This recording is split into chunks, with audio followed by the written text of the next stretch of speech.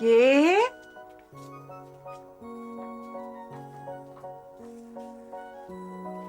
কে ওখানে এসে লুকোলো?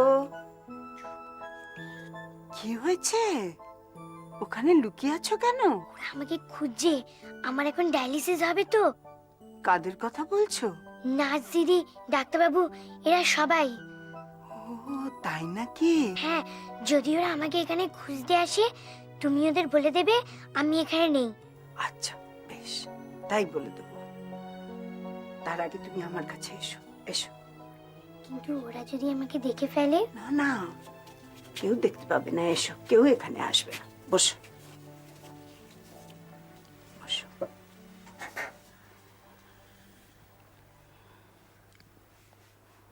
একটা কথা বলো তো সোনা, তুমি কি আবার তাড়াতাড়ি সেরে উঠে বাড়ি ফিরে যেতে চাও না? হুম?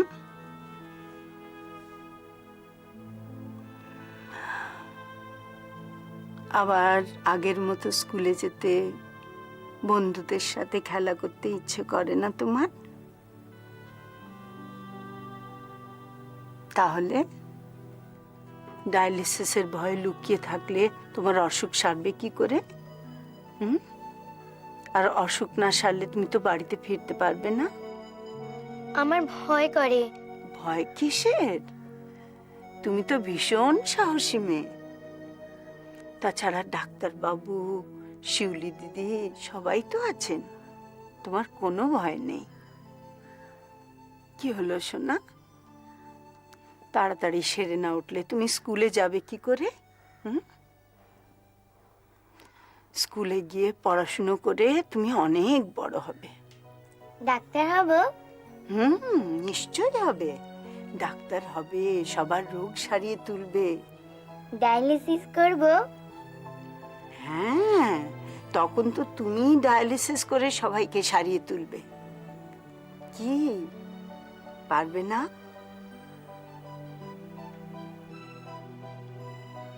তাহলে যাও, তুমি নিজেই নার্স দিদির কাছে চলে যাও। সোনা মেয়ে।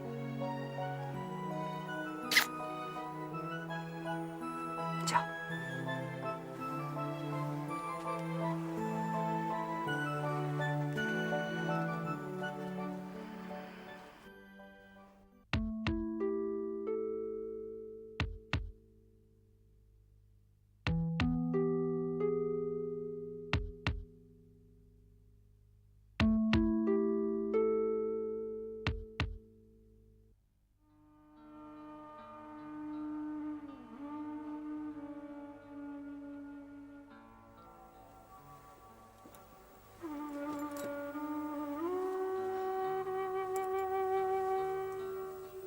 সকালে তোমরা কেউ এলে না? তোর মা আসতে চাইলো না। তুমি তো আসতে পারতে বাবা। হ্যাঁ, ভেবেছিলাম আসবো। অসীমের আসার পর সব কিরকম গোলমাল হয়ে গেল।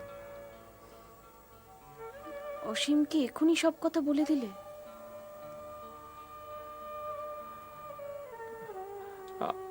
আমি তো বলতে চাইনি, তোর মাই তো বলে দিল। আমি চাইনি তোকে এখন এসব কথা বলতে। অসীম এসে এমন ভাবে বলল যাতে মনে হলো যা হয়েছে ভালোই হয়েছে। শুধু শুধু চম্পার সঙ্গে ওর একটা ঝগড়া হলো। অসীম যে কেন এরকম বাড়াবাড়ি করছে, এটা কি সবাইকে বলে বেড়াবার মতো একটা আনন্দের বিষয়? তুমি যেন ওকে আর কিছু বলতে যেও না, তাহলে আবার এই নিয়ে অশান্তি হবে। দেখ, না বলে বলেই তো এই অবস্থা হয়েছে। ও যদি প্রথম থেকে জানতো যে তুই একা নয়, তোকে সাপোর্ট করার মতো কেউ আছে, তাহলে ও এতটা বাড়াবাড়ি করার সাহস পেত না। আমি কোনোদিনই চাইনি আমাদের দুজনের গোলমালে তোমরা জড়াও। বিয়েটা তো আমি নিজের ইচ্ছে করেছি। এতে তো তোমাদের কোনো ভূমিকা নেই বাবা। ও তো সেটা বলে না। ও বলে বেড়াচ্ছে আমরা জোর করে, তুই অসুস্থ জেনেও ওর সঙ্গে তোর বিয়ে দিয়েছি। আমরা তোর অসুখের কথাটা ওর কাছে লুকিয়েছি। কাকে বলেছে অসীমের কথা? তুই জানিস না? আমাকে এ ব্যাপারেও কিচ্ছু বলেনি।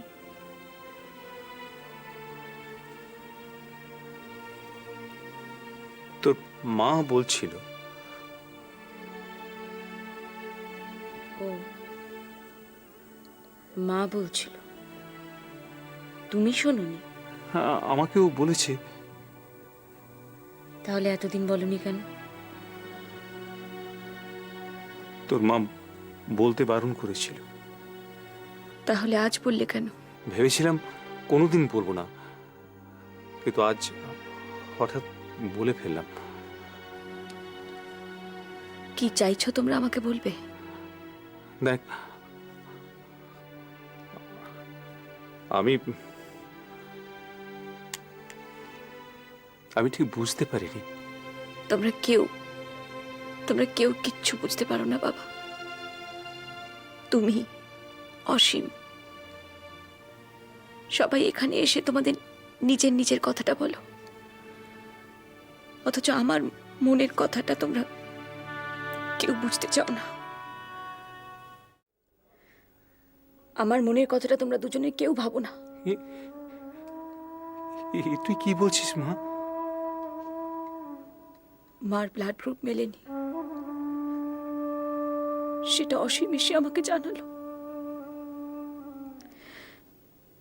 আর এমন ভাবে কথাটা জানালো যাতে মনে হলো এর চেয়ে সুখের খবর আর কিছু হতেই পারে না।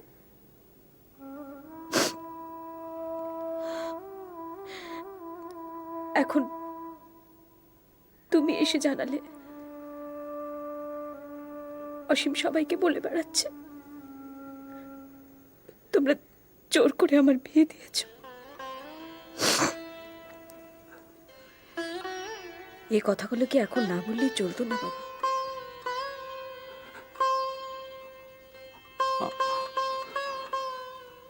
আমি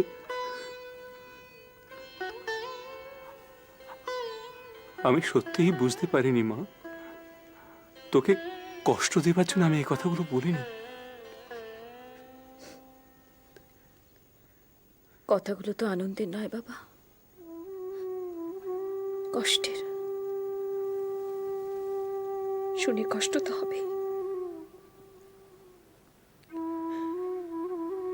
অসুখটা তো আর আমার হাতে নয়, অথচ তোমরা সবাই মিলে এমন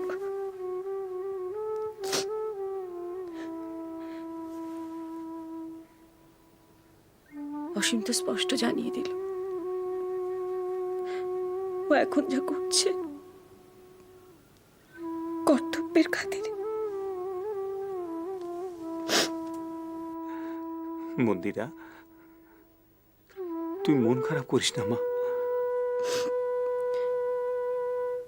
তোমরা শুধু নিজেদের কথাটাই ভাবলে, মা তো একবারও ভাবলো না মার ব্লাড গ্রুপের সঙ্গে আমার ব্লাড গ্রুপ মেলেনি। এটা যদি মা এসে বলতো সেটা শুনতে আমার কত ভালো লাগতো। অসীমের মুখ থেকে শোনাচ্ছে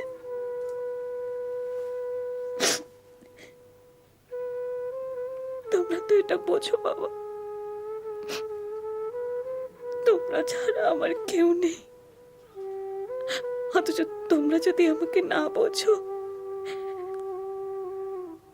তাহলে আমার কিরকম কষ্ট হয় বলো। বুঝি না যে তা নয়, বুঝি। বয়স হয়েছে তো, তাই ভুল করে ফেলি। আজ যেমন করে ফেললাম। তুই মনে কষ্ট পাস না মা। তোকে দুঃখ দেওয়ার জন্য কথাগুলো বলিনি। আসলে আমার মনের কষ্টের কথাগুলো তো কাউকে না কাউকে বলতে হয়, তাই বলে ফেলি। বলবো, তোর মাকে বলবো।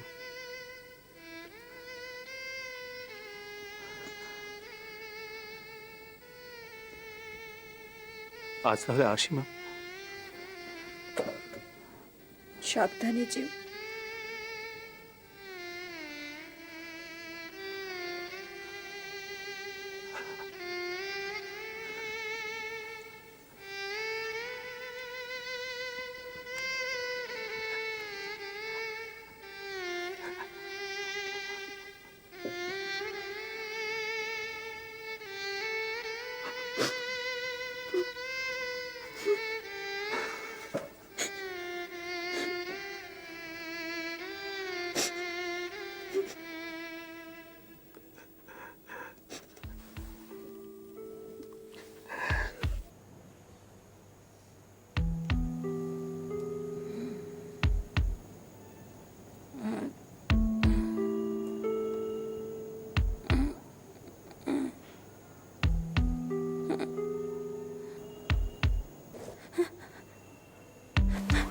আপনাকে যে পেশেন্টের বাড়িতে খবর পাঠাবার কথা বলেছিলাম সেটা পাঠিয়েছিলেন? হ্যাঁ হ্যাঁ, কিন্তু সেটা আমাকে খোঁজ নিয়ে জানান। হ্যাঁ হুম না, কিন্তু আসলে আপনি বুঝতে পারছেন না, ওর অবস্থাটা ভালো নয়। আর এই সময় বাড়ির লোক না হলে তো ডিসিশন নেওয়া যাবে না, এইভাবে লোকটা মরে যাবে। হ্যাঁ, কিন্তু সে বলে তো হসপিটাল অথরিটি শুনবে না। হুম হ্যাঁ হ্যাঁ হ্যাঁ, প্লিজ প্লিজ একটু খোঁজ নিয়ে আমাকে জানান। হ্যাঁ,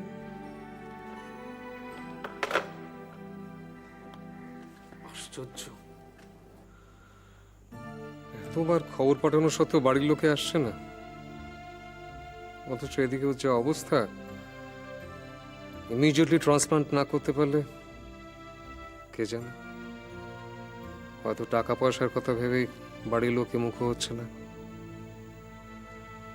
কিন্তু একজন পেশেন্ট তার বাড়ির লোককে দেখলে পেশেন্টের কথাটা তো একবার ভাববে। স্যার, বলরাম ওর সঙ্গে তোয়াক্কা করে, ওর নিজের মতোই চলে। যে একবার ফিমেল ওয়ার্ডে ঘুরে আসি, বুঝলে? আজকে তো মন্দিরে গিয়ে ইঞ্জেকশন দেবার দিন, ওটা আমি দিয়ে দেবো। তুমি বরং এখন চলে যাও, বিকেলে একটু তাড়াতাড়ি চলে এসো। Okay sir.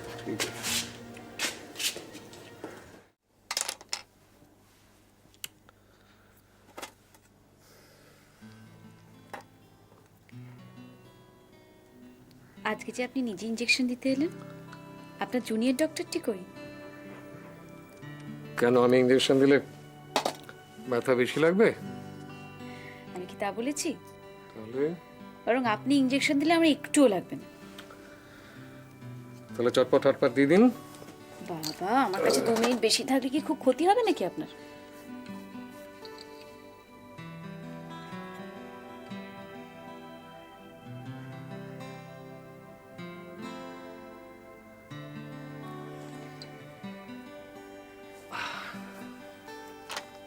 এবার বলুন, কি বলবো? ওই যে 2 মিনিট বেশি থাকার কথা বললেন, 2 মিনিট কেন, দরকার হলে আধ ঘন্টা আমি আপনার সঙ্গে বসে গল্প করতে রাজি আছি। না বাবা, তার কোনো দরকার নেই।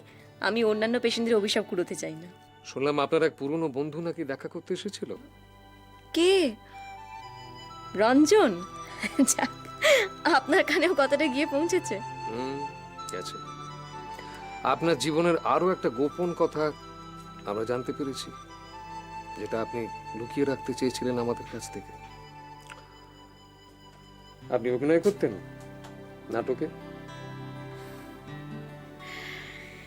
সে তো কলেজ লাইফে। সে যেখানেই হোক, যখনই হোক, করতেন তো। যাক, মনটা নিশ্চয়ই খুব খুশি হয়ে আছে আজ, এতদিন বাদে কলেজের বন্ধু দেখতে এলো।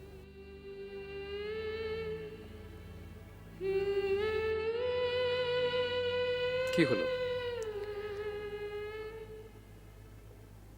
মানুষের দেখার ইচ্ছেটা কখন বেশি হয় জানেন? যখন সে জানতে পারে আর কোনোদিনই তাকে দেখতে পাবে না।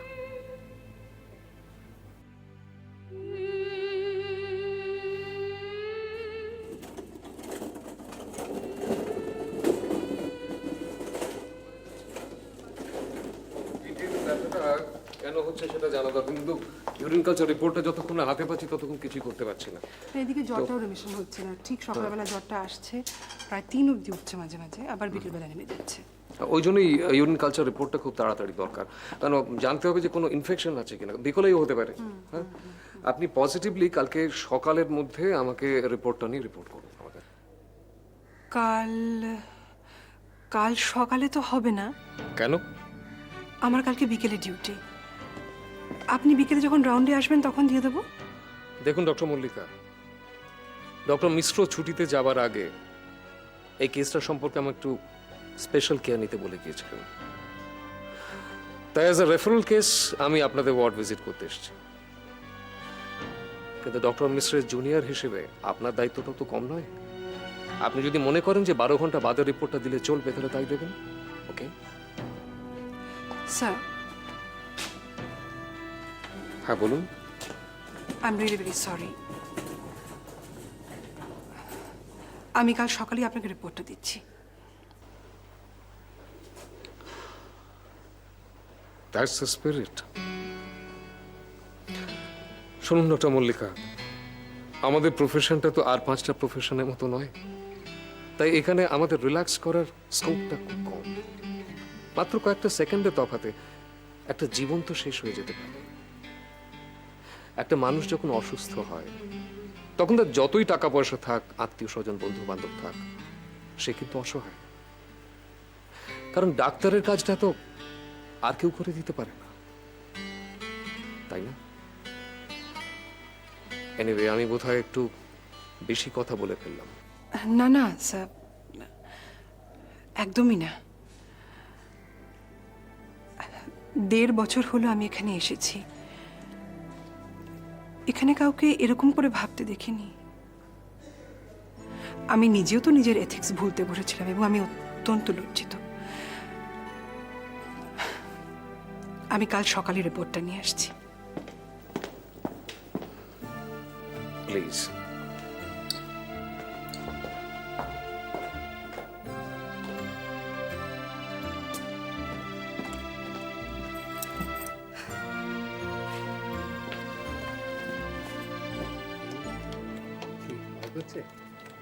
আর তো কি, এবারে তো হয়ে গেলি শেষ, আর দিতে হবে না।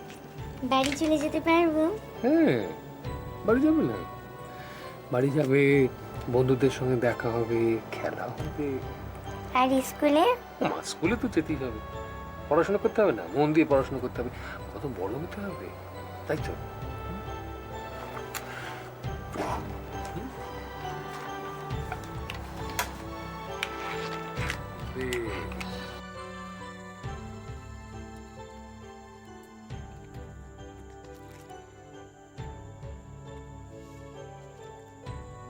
চম্পা,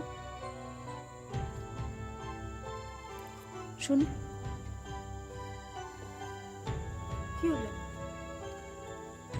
লক্ষ্য করেছো আজ সকাল থেকেই মাসিমা কিন্তু একবারও বিছানা থেকে ওঠেননি। খুব ঘুমোচ্ছে। ঘুমোতে দাও না, জেগে উঠলেই তো আবার ঠেচা খেচা শুরু করবে। যা, এভাবে বলো না। এতক্ষণ ঘুমানোটাও কি শরীরের পক্ষে ঠিক নাকি? ডেকে দেবে? যদি রেগে যান, এক কাজ করো না, মাসিমা তো ফল খেতে খুব ভালোবাসেন, তুমি এই আঙুরটা নিয়ে যাও। ডাকার পর যদি কিছু বলেন, ওটা ধরিয়ে দিয়ে বলে মাসিমা খান। তুমি না, চেষ্টা করে দেখি একবার। দেখো, আঙুর নিয়ে নাও। হ্যাঁ,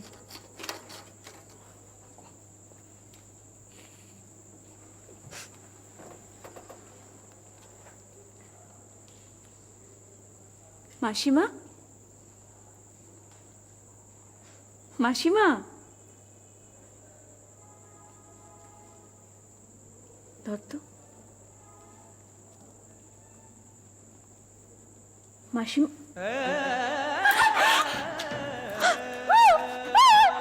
নার্স! কি হলো? এত চিৎকার কিসের?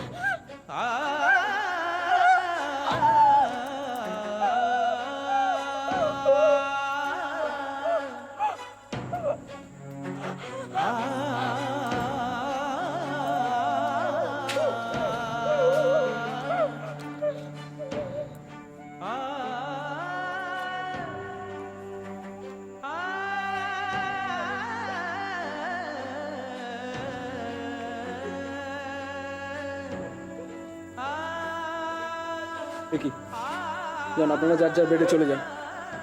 নার্স, বডিটা আপনি চাদর দিয়ে ঢেকে দিন। She is no more. চরণী সমগ্র চরণ স্তম্ভিত